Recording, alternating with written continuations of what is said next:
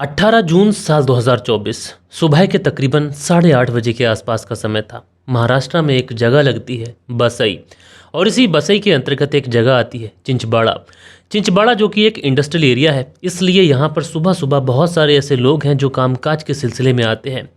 और इसी सुबह 18 जून साल 2024 को सुबह के तकरीबन 8:30 बजे के आसपास एक लड़की आरती यादव, जो कि अपने घर से नाश्ता कर सुबह के 8:30 बजे के आसपास निकली थी। लेकिन आरती यादव को ऐसा महसूस होता है कि कोई लड़का उसका पीछा कर रहा है। आरती यादव कुछ सोच पाती, समझ पाती, इससे पहले ही वो जो लड़का होता है आरती यादव पर स्पैनर से हमला कर देता है।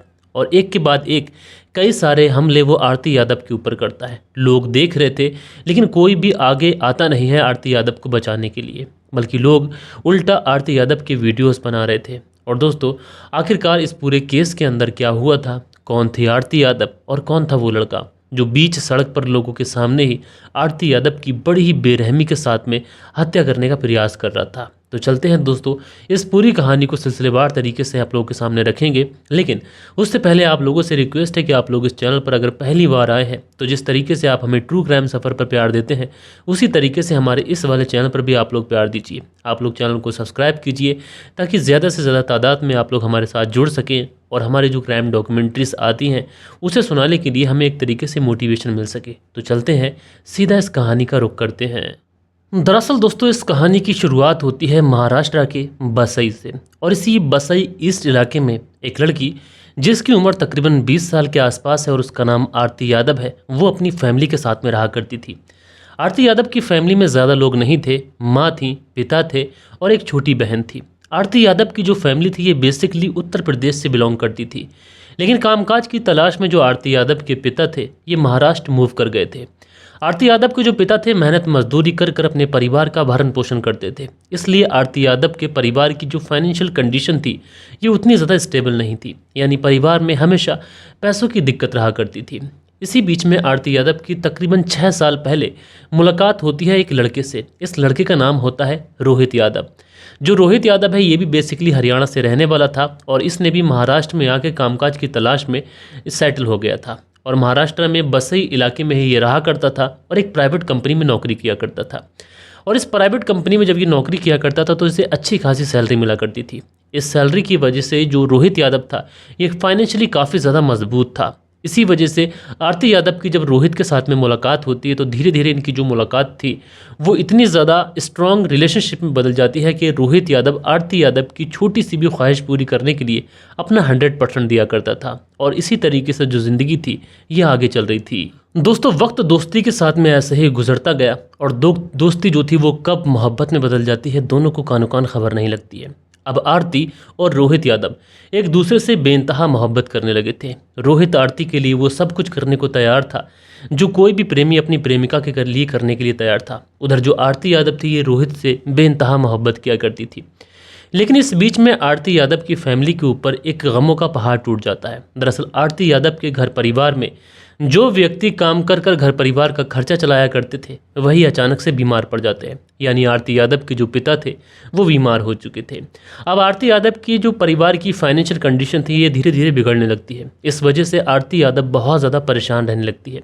और आरती यादव इस बारे में रोहित को बताती है कि इस तरीके से उसके पिता बीमार हो गए, अब परिवार में पैसों की किल्लत होने लगी है। इसलिए जो रोहित यादव था, चूँकि वो एक प्राइवेट कंपनी में नौकरी किया करता था, इसलिए वो आरती यादव की भी अपने सोर्स के थ्रू एक नौकरी दिलवाता है।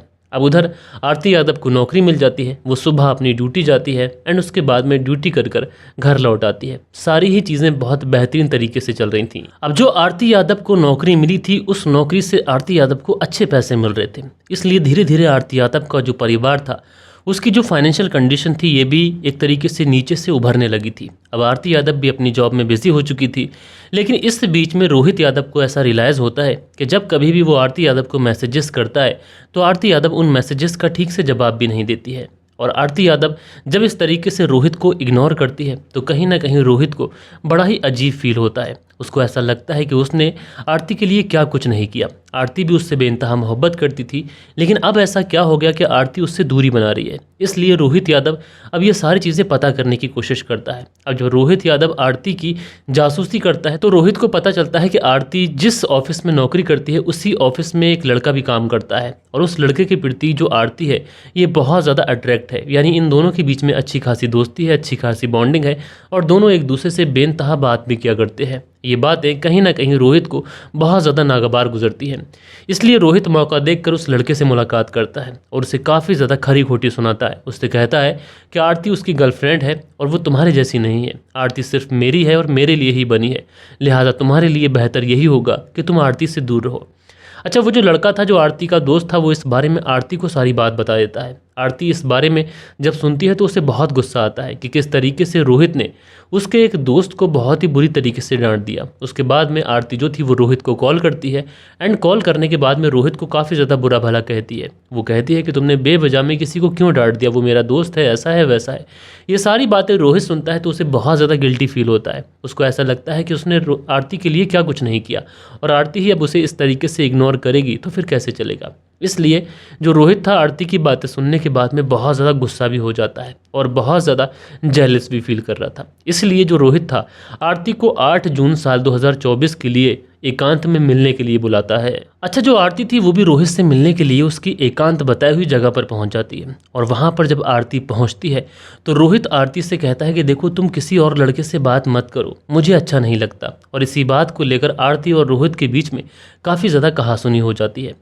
जब आरती और रोहित के बीच में कहासुनी होती है तो रोहित आरती का फ़ोन छीन लेता है, और फ़ोन छीनने के बाद में वो पटक कर ज़मीन पर मार देता है, जिस वजह से जो आरती का फ़ोन था वो बुरी तरीके से टूट जाता है। अब आरती का जब फ़ोन टूटता है तो आरती बहुत ज़्यादा गुस्सा होती है। वो रोहित से कहती है कि देखो मेरा फ़ोन ठीक कराने के लिए तुम मुझे पैसे दो, और अगर तुम मुझे फ़ोन ठीक करा कर नहीं दोगे तो तुम्हारे लिए अच्छा नहीं होगा। लेकिन रोहित पैसे देने से इनकार कर देता है। इस वजह से आरती गुस्से में नज़दीकी पुलिस थाने पहुंचती है, एंड वहां पर पहुंचने के बाद में रोहित के खिलाफ कंप्लेंट लिखाती है। आरती बताती है पुलिस थाने के अंदर कि रोहित नाम का ये लड़का मेरे पीछे पड़ा हुआ है और उसने मेरा मोबाइल फ़ोन तक तोड़ दिया है। अच्छा, पुलिस जब आरती की ये बात सुनती है तो इस पूरे केस को ज़्यादा सीरियसली नहीं लेती है। पुलिस सोचती है कि चलो ठीक है, रोहित को बुलाया जाता है और उससे आरती का मोबाइल ठीक कराने के लिए पैसे दे दिए जाते हैं। लेकिन इसके बीच में पुलिस वाले जो थे वो रोहित के 3-4 चमाटे भी लगाते हैं। यानी रोहित को सबक सिखाने के लिए पुलिस वाले हर चंद कोशिश करते हैं, लेकिन पुलिस वालों ने भी नहीं सोचा था कि ये जो केस है आगे चलकर इतना ज़्यादा ब्रूटली बन सकता है। इसलिए पुलिस वालों ने भी इस केस को ज़्यादा सीरियसली लिया नहीं था, और उसके बाद में आरती को पैसे दिलवा कर आरती को घर वापस भेज दिया था और रोहित को घर वापस भेज दिया था। इस इंसिडेंट के बाद में आरती की जो ज़िंदगी थी ये बहुत ज़्यादा नॉर्मल चलने लगी थी। यानी रोहित अब आरती को परेशान नहीं करता था। आरती टाइम से अपनी ड्यूटी जाती थी और टाइम से लौट कर आती थी। सारी ही चीज़ें बहुत ओके तरीके से चल रही थी। लेकिन आरती को नहीं पता था कि रोहित अब भी उसके ऊपर नज़र रख रहा है। रोहित ये नज़र रखता था, रोहित उसकी रेकी करता था कि आरती किस समय अपने घर से निकलती है और किस समय वो लौट कर अपने घर जाती है। और इसी क्रम में 18 जून साल 2024 को तकरीबन सुबह के 8:30 बजे के आसपास आरती अपने घर से निकलकर बसई के चिचबाड़ा इलाके से गुजर रही होती है कि उसी समय रोहित उसका पीछा करने लगता है। अच्छा, आरती को इस बारे में नहीं पता था कि रोहित उसका पीछा कर रहा है। आरती बस चलते जा रही थी, लेकिन पीछे से रोहित पहुंच जाता है और उसके हाथ में एक स्पैनर था। स्पैनर बोलते हो जैसे नट बोल्ट टाइट करते हैं ना, पाना, वो पाना रोहित के पास में था, और उस पाने से वो आरती के सर पर एक बहुत तेज़ का प्रहार करता है। आरती वहीं पर गिर जाती है।